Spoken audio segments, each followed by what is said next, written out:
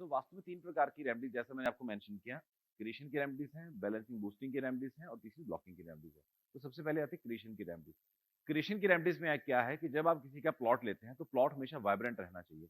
तो उसके लिए आपको 2 चीज़ें लगानी है। नंबर 1 आपको लगाना है पीजे प्लेट, यानी कि प्राणिक जैविक प्लेट इसका नाम है। 2 प्लेट्स लगती हैं ईस्ट में, 2 वेस्ट में, 2 नॉर्थ में और 2 साउथ में।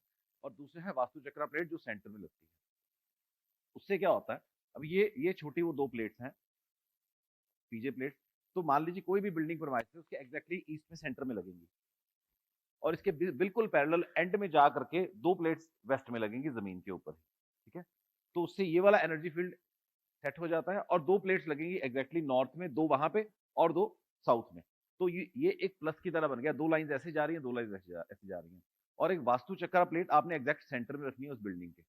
ये क्रिएशन की रेमेडी है। ये अर्थ को वाइब्रेंट कर देती है और किसी भी प्लॉट में, मकान में, आप बिजनेस प्रेमाइसिस पे कहीं भी इसको लगा सकते हो, वो जगह हमेशा वाइब्रेंट रहेगी।